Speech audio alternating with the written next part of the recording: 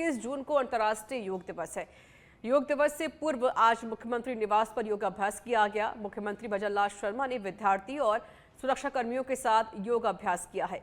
योग को अपने जीवन का अभिन्न अंग बनाए, मुख्यमंत्री ने कहा है। बता दें कि 21 जून को अंतर्राष्ट्रीय योग दिवस है और इससे पहले मुख्यमंत्री ने आज योगाभ्यास किया। आज सीएम ने मुख्यमंत्री निवास पर योगाभ्यास किया है और सीएम के साथ विद्यार्थी और साथ ही सुरक्षा कर्मी भी मौजूद रहे, जिन्होंने भी आज योगाभ्यास किया।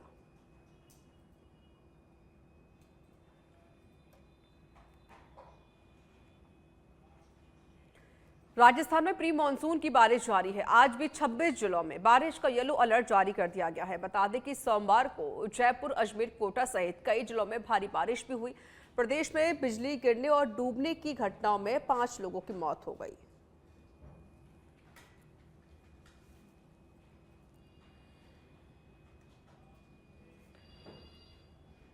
सिरोही के पिंडवाड़ा तहसील के रोहिड़ा थाना क्षेत्र के वाटेरा के डोली फली में शादी समारोह में फायरिंग का मामला सामने आया है। फायरिंग में उदयपुर जिले के तिलरवा निवासी युवक घायल हो गया, जिसको प्राथमिक उपचार के बाद रोहिड़ा अस्पताल पहुंचाया गया। प्राथमिक उपचार के बाद उसे अधिक उपचार के लिए सिरोही अस्पताल रेफर कर दिया गया है। वहीं मौके पर पहुंची पुलिस पूरे मामले की जांच कर रही है।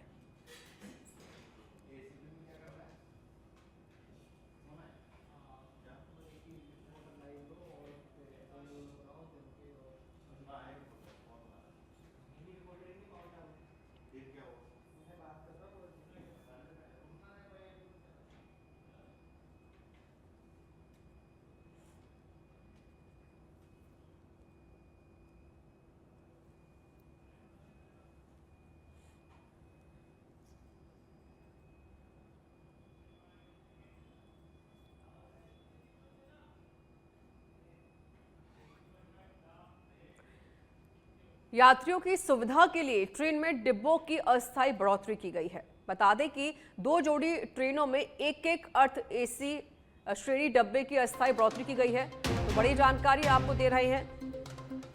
अस्थायी बढ़ोतरी ट्रेन के डब्बों में की गई है। 2 जोड़ी ट्रेनों में एक थर्ड एसी श्रेणी डिब्बों की अस्थायी बढ़ोतरी हुई है। बीकानेर साईनगर श्रेणी बीकानेर स्पेशल में बढ़ोतरी हुई है। बीकानेर बांद्रा टर्मिनल बीकानेर में डिब्बे की अस्थायी बढ़ोतरी की गई है। यात्रियों को असुविधा ना हो, ये कोशिश है। इसी को लेकर ट्रेन में डिब्बों की अस्थायी बढ़ोतरी की गई है। 2 जोड़ी ट्रेनों में एक थर्ड एसी श्रेणी डिब्बे की अस्थायी बढ़ोतरी हुई है, जिससे यात्रियों को असुविधा ना हो। उनकी सुविधा को देखते हुए डिब्बों की बढ़ोतरी हुई है।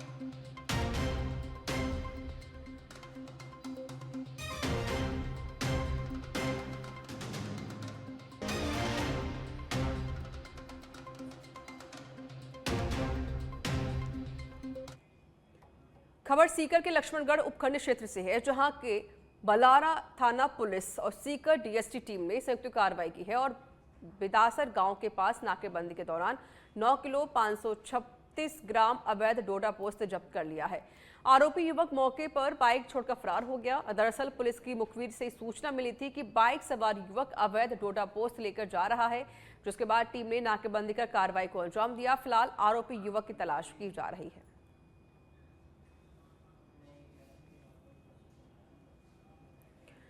जयपुर के मनोहरपुर दौसा नेशनल हाईवे 148 पर लगातार बढ़ रही हादसों की संख्या से लोगों में भारी आक्रोश है। लोगों ने बड़े आंदोलन की चेतावनी दे दी है। बता दें कि लोगों ने हाईवे निर्माण में तकनीकी खामियां होने के सहित कई गंभीर आरोप भी लगाए। इसी के साथ लोगों ने पुलिस पर कई सवाल खड़े किए।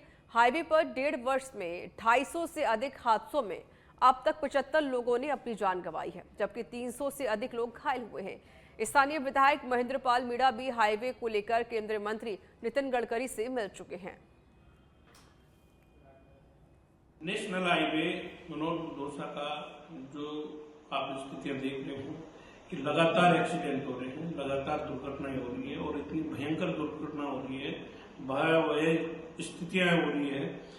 जो लोग हैं पूरे के पूरे परिवार जा रहे हैं, अपने लोगों ने अपने को खो रहे हैं और इसको सरकार की आंख अब तक नहीं खुली है। सरकार इसकी तरफ कोई ध्यान नहीं दे रहा है।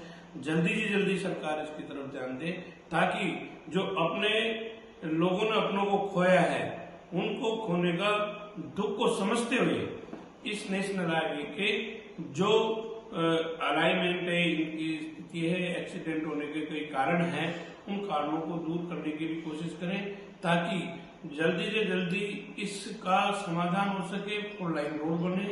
हमने भी इस नेशनल हाईवे के 4 लाइन रोड बनने के आंदोलन भी किया था। उसमें दौसा के MP मुरारीलाल मीणा जी भी वहां पे पधारे थे। उन्होंने भी आश्वस्त किया था कि मैं वर्तमान जो मंत्री जी हैं उनसे बात करूंगा और इसका जल्दी से जल्दी 4 लाइन रोड करवाने की बात करेंगे।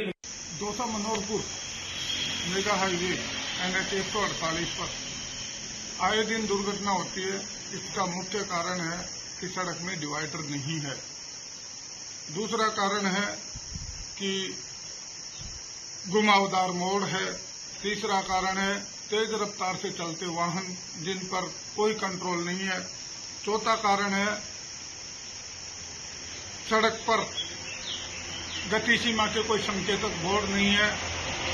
पांचवा कारण है तेज रफ्तार चलते वाहन गलत दिशा से ओवरटेक करते हैं। छठा कारण है ज्यादातर लोग नशे में वाहन चलाते हैं जिन पर कोई कार्रवाई नहीं होती है। अगर इसी तरह दुर्घटनाएं होती रही तो जल्दी ही एक बहुत बड़ा आंदोलन होगा। कारण है कि हमने तहसीलदार, SDO, कलेक्टर के माध्यम से कई बार केंद्रीय सड़क परिवहन मंत्री और प्रधानमंत्री के नाम ज्ञापन सौंपे हैं, लेकिन आज तक उन पर कोई कार्रवाई नहीं हुई है। और यह सड़क 4 लेन होना अति आवश्यक है। अगर ऐसा नहीं होगा तो जल्दी ही बहुत बड़ा आंदोलन करेंगे, जिसकी जिम्मेदारी स्वयं प्रशासन। खबर पाली के सुमेरपुर से है, जहां तखतगढ़ नगर में कई वार्डों में पानी के लिए नगरवासी दर दर भटकते हुए नजर आ रहे हैं। जवाई बांध से आपूर्ति होने के बाद भी मीठा पानी नहीं मिलने के कारण लोगों को काफी परेशानी का सामना करना पड़ रहा है। कई बार नगरवासियों ने मीठे पानी की मांग को लेकर नगर पालिका में धरना प्रदर्शन किया। इसके बावजूद कई वार्डों में आज तक मीठा पानी नसीब नहीं हुआ है। पेयजल की व्यवस्था है वो तखतगढ़ नगर पालिका संभालती है, और ये राजस्थान में एकमात्र ऐसा जो मामला है जहां नगर पालिका व्यवस्था देख रही है। बाकी हर जगह PHED जो है वो कार्य देखती है। अब नगर पालिका ने यह कार्य PHED को सुपुर्द करने का पूर्ण रूप से प्रस्ताव बना के और राज्य सरकार को भेज दिया है। ये बात सही है कि तखतगढ़ के नगर में जहाँ जितनी पानी की आवश्यकता होती है, तो जवाई बांध से आधा पानी जो है वो पेयजल के रूप में मीठा प्राप्त होता है, और आधा पानी जो है पेयजल के लिए यहाँ के जो लोकल सोर्सेज है उससे प्राप्त होता है। तो दोनों मिलाकर ही हम तखतगढ़ की जो पेयजल की व्यवस्था है उसको देख पाते हैं। तो इसके जो पानी जो कलेक्शन करने की कोई जो टंकियां हैं वही स्थान है, और फिर जब पानी को पेयजल के रूप में छोड़ते हैं तो वो सब जगह बराबर रूप से उन जो पाइपलाइन है उसके जरिए लोगों के घरों में जाता है। अब कहीं पर मीठा चला जाता है, कहीं पर खारा चला जाता है, तो इस प्रकार से व्यवस्था। लेकिन सभी अगर पानी हमको पेयजल से अगर जवाई बांध से मिल जाए मीठा, तो हर घर तक हम मीठा पहुंचाने का प्रयास कर सकते हैं। घर घर नल कनेक्शन तो है, लेकिन नलों के अंदर पानी नहीं है। 5-5 दिन तक पानी नहीं आता है, और अगर पानी आता है तो फ्लोराइड युक्त आता है, खारा पानी आता है। तखतगढ़ की जनता बहुत परेशान है खारे पानी को लेकर। नगर पालिका में बोर्ड भाजपा का है, और ये हर चुनाव में वादा करते हैं कि हम यहाँ पे मीठा पानी देंगे, ये देंगे, लेकिन इतने लोग पानी को लेकर परेशान है। जो तखतगढ़ में समस्या है शायद पूरे राजस्थान में नहीं होगी, इतनी परेशानी है। भाजपा के कई वार्डों में पानी नहीं आ रहा है, और कौन कौन से वार्डों में नहीं आ रहा है? तो ये बहुत बड़ा फेलियर है इनका। पार्षद से लगाकर भारत के प्रधानमंत्री भाजपा का है। अगर वो अभी भी पानी का व्यवस्था, अगर मीठा पानी नहीं दे सकते हैं लोगों को, तो ये इनका बहुत बड़ी नाकामी है, इनका फेलियर है। आप भी विपक्ष में हो, आप क्या आवाज उठाते हो के बारे में? हमने पानी को लेकर सैकड़ों बार इनको ज्ञापन दिया है, SDM साहब को ज्ञापन दिया है, पाली कलेक्टर साहब को ज्ञापन दिया है, लेकिन अभी तक कोई भी समाधान नहीं हुआ। जवाई बांध का मीठा पानी आ रहा है, फिर भी कह रहे हैं कि मीठा पानी नहीं मिल रहा है। जवाई बांध का इनका ड्यू चल रहा है, इसलिए आधा टाइम पानी भेजते हैं, आधा टाइम नहीं भेजते, और कहीं पे लीकेज होता है तो वो 5-5 दिन तक लीकेज ठीक नहीं होते, इसलिए ये पानी की समस्या चलती आ रही है। किन किन वार्डों में पानी की ज्यादा समस्या रहती है? खारे पानी वार्ड नंबर 10 से लगाकर वार्ड नंबर 19 तक ये 10 वार्ड ऐसे हैं जहाँ पर पानी की हमेशा समस्या रहती है और पानी दिया जाता है तो फ्लोराइड युक्त ही पानी मिलता है उनको। कई वार्डों में तो मीठा पानी आ रहा है।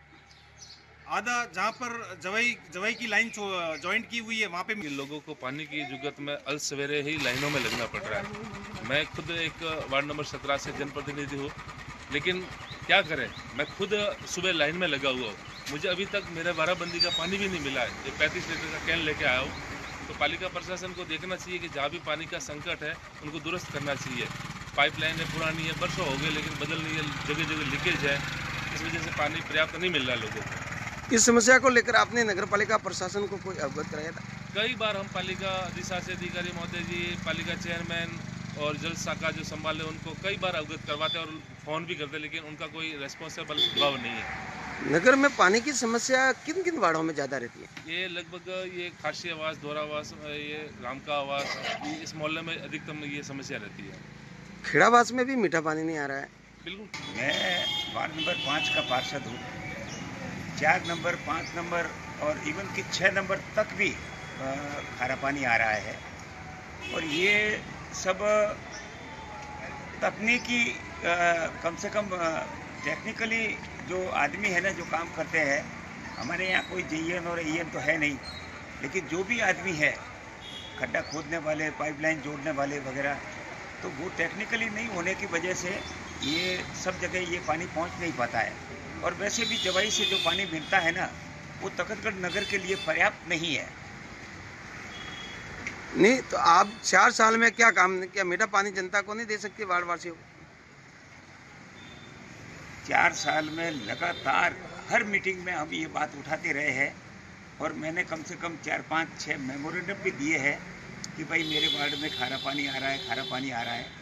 अब हमारे अधिशासी अधिकारी जी कहते हैं कि पार्षद साहब आप जहाँ से कहो वहाँ से मैं जुड़वाने के लिए तैयार हूँ, लेकिन ये उनकी गारंटी नहीं है कि वार्ड नंबर 5 तक वो पानी पहुँच पाएगा जवाई का। इसलिए मैं भी कम से कम नई टंकी बनने। झुंझुनू शहर के लाल पहाड़ी क्षेत्र में एक मकान पर कब्जा करने के प्रयास में कुछ लोगों के जरिए तोड़फोड़ और मारपीट और पत्थरबाज किए जाने का मामला सामने आया। जानकारी के अनुसार वार्ड 8 इंदिरा नगर के लाल पहाड़ी क्षेत्र में रहने वाले मिठूराम सांसी के मकान पर कुछ लोगों ने कब्जा करने के लिए पहुंचे हुए थे। इन लोगों ने घर में मौजूद महिलाओं और बच्चों के साथ मारपीट की, पत्थरबाजी की गई, खिड़कियां तोड़ दी गई। सूचना पर पुलिस पहुंची और पूरे मामले को शांत कराया गया, लेकिन कुछ समय बाद फिर से तनाव हो गया। पीड़ितों का कहना है कि इस बारे में कलेक्टर, एसपी को भी ज्ञापन दे चुके हैं, लेकिन कोई सुनवाई नहीं हो रही। कायदा कानून से होता है नहीं? तो इंसान से ने आपके सामने कोई सरकारी जमीन पड़ी थी, उसमें इन्होंने कब्जा किया और पुलिस प्रशासन आके उसको नगर पालिका आके अस्त करके गई। उसका वो मारापुर मुकदमा डाल रही है कि इन्होंने करवाया। हमारा बाप की थोड़ी जमीन है, हमारी थोड़ी है।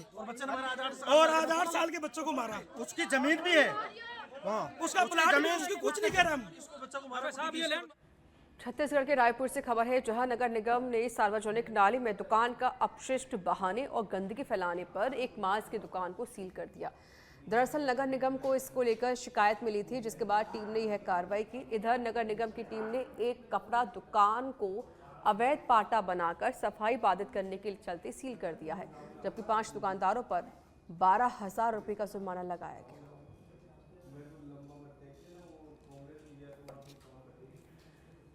झुंझुनू जिला मुख्यालय के वार्ड नंबर 20 बाकरा रोड पर बसी आमीन कॉलोनी के लोगों ने रिको स्थित अजमेर डिस्कॉम पावर हाउस पर प्रदर्शन किया और वहां के अधिकारियों और कर्मचारियों का घेराव कर दिया।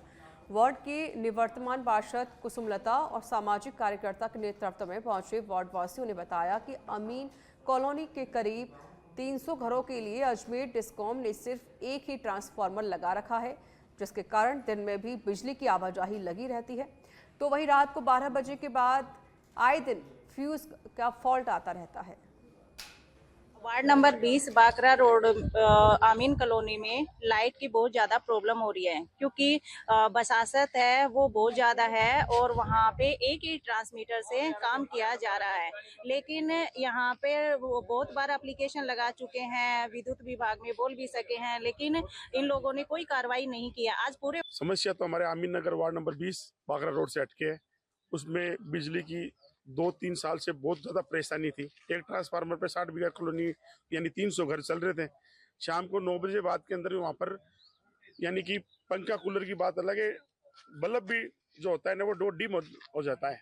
इतनी परेशानी है। उसके लिए हम वहाँ पर ट्रांसफार्मर, क्या तो उस ट्रांसफार्मर को बढ़ाया जाए या नया रखा जाए। हम सोच रहे कि नया रखा जाए वहाँ पर, उसके लिए आए थे। आश्वासन दिया है कि जल्द हो जाएगा, आश्वासन दिया। काफ़ी समय से हम परेशान हैं। कॉलोनी वाले सब मजदूर टप्पे के आदमी है। एसी साहब को ज्ञापन दिया है और एक्शन साहब को भी दिया है, आईएन साहब को भी दे दिया। आज जहीन साहब के पास भी आ गया। धौलपुर के सरमथुरा से खबर है, जहां नगरपालिका ठेका कार्मिकों की मजदूरी हड़पने की फिराक में ठेकेदार 3 साल से कटौती के बावजूद एपीएफ और ईएसआई राशि नहीं कराए जमा। पीड़ित कार्मिक जिला कलेक्टर से भी गुहार लगा चुके हैं। संबंधित निजी फर्म के खिलाफ नगरपालिका भी कई बार नोटिस जारी कर चुकी है।